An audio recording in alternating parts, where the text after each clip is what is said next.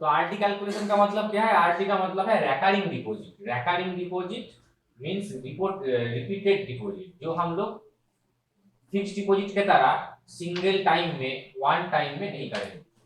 मेरा कैपेसिटी है हम पर मंथ को 1000 करके डिपॉजिट कर सकेंगे बैंक, तो हम 1000 करके पर मंथ देंगे। मेरा कैपेसिटी है 5000 करके देना है तो 5000 करके देंगे।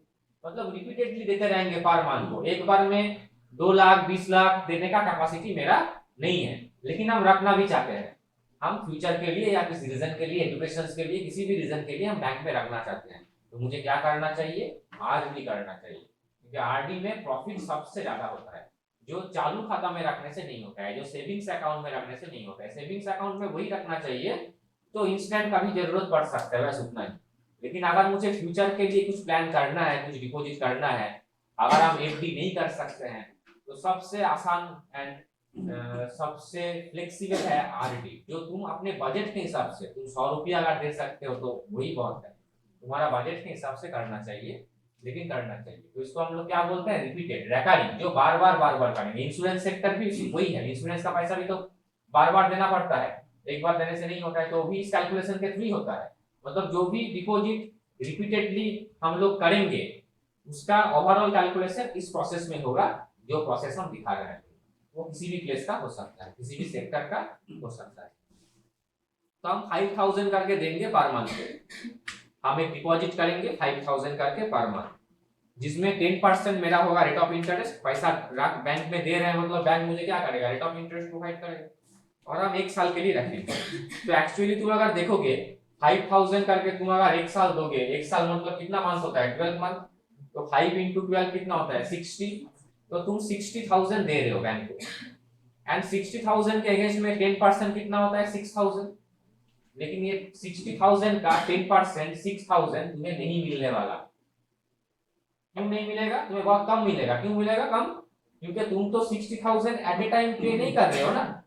तुम 60000 एट ए टाइम पे नहीं कर रहे हो, तुम तो 5000 5000 5000 करके दे रहे हो पर मंथ को।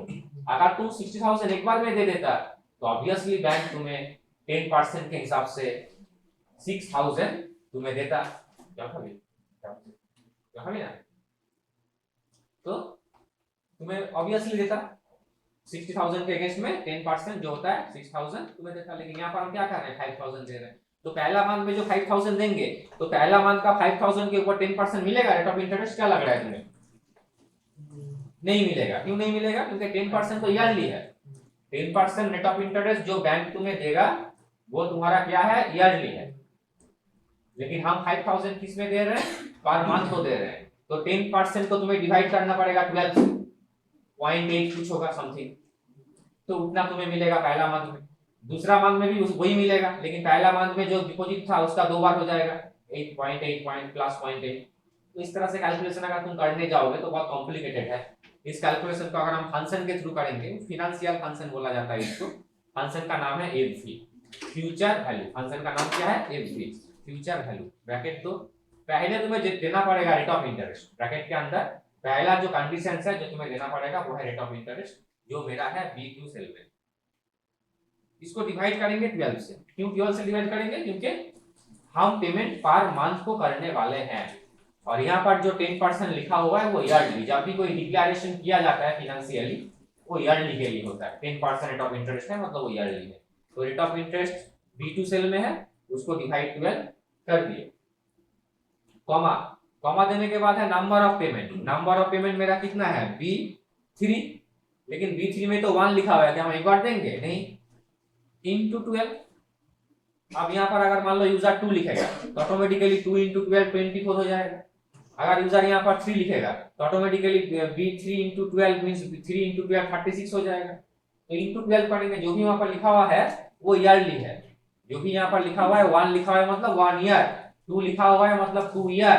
अगर हम इंटू 12 नहीं करेंगे तो वो तो मंथ में कन्वर्ट नहीं हो, इसीलिए उसको इंटू 12 कर दिए। कॉमा, कॉमा देने के बाद हमें क्या देना है? पेमेंट। पेमेंट कितना है? 5000। हम लिखेंगे -B1। माइनस क्यों? क्योंकि मेरे तरफ से नेगेटिव वैल्यू है, हम तो दे रहे हैं। जब मुझे मिलेगा तब वो पॉजिटिव होगा, अभी हम दे रहे हैं। तुम अगर मुझे फीस दे रहे हो तो तुम्हारा क्या हो रहा है? नेगेटिव। मेरे पास आ रहा है, मेरा हो गया पॉजिटिव। हम वो बोर्ड में जमा कर रहे हैं। तो मेरा हो गया नेगेटिव, जहां पर हम जमा किए वहां पर हो गया पॉजिटिव। तो यहाँ पर 5000 हम दे रहे हैं, तो -B1 ब्रैकेट क्लोज एंटर। तो मुझे मिलने वाला है 62,827 आफ्टर 1 ईयर। 60,000 तो मेरा डिपॉजिट मानिए, अपना मानिए।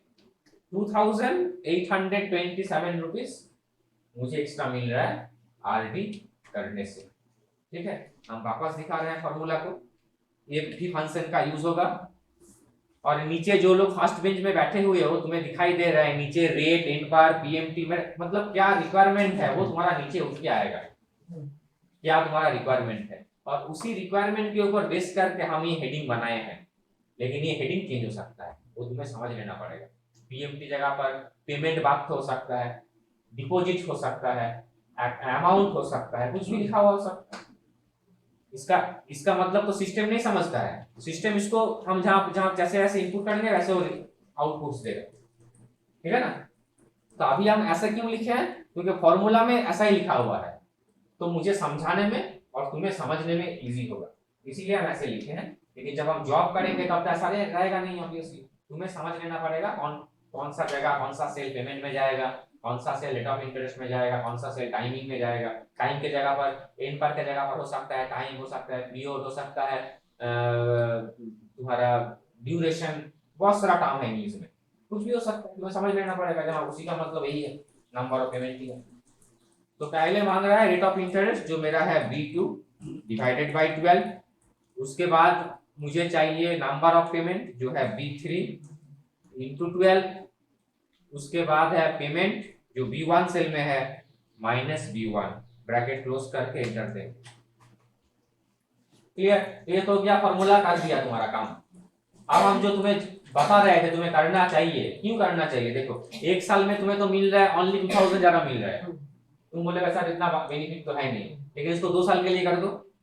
2 साल में तुम्हारा डिपॉजिट कितना है 1,20,000। एक साल में अगर 60,000 डिपॉजिट करोगे तो 2 साल में कितना करोगे 16 into 2 1,20,000। मिल कितना रहा है 1,32,000, मतलब 12,000 ज्यादा मिल रहा है। जो पहला ईयर में तुम्हें सिर्फ 2,500 से कुछ ज्यादा मिल रहा था, 2,800 मिल रहा था, लेकिन यहाँ पर कितना मिल रहा है 12,000 ज्यादा मिल रहा है। अगर तुम इसको 10 साल के लिए रखोगे तो 10 साल में तुम डिपॉजिट कितना कर रहे हो, एक साल में अगर तुम 60,000 दे रहे हो तो 10 साल में तुम दे रहे हो 6 लाख। एक साल में अगर तुम 60,000 देते हो तो 10 साल में कितना दोगे 6 लाख। तुम्हें कितना मिलेगा 6 लाख डिपॉजिट करके 10 साल बाद तुम्हें मिलेगा 10 लाख, 4 लाख इंक्रीज हो गया। अगर तुम इसको 30 साल के लिए गलती से रख दिया, अगर रख सका गलती से 30 ईयर फॉर 30 इयर्स, तो कितना डिपॉजिट कर रहे हो तुम तब 18 लाख। कितना मिल रहा है 1 करोड़। क्लियर। तो ये बेनिफिट समझाने के लिए हम तुम्हें बता रहे थे, ये सबको करना चाहिए। अगर तुम लोग जब ट्यूशन पढ़ाना शुरू करोगे तो उसमें भी तुम्हें 500 करके रखना चाहिए, और ये रख के भूल जाना चाहिए 30-40 साल के लिए। तो ये होता है रिकरिंग डिपॉजिट का कैलकुलेशन।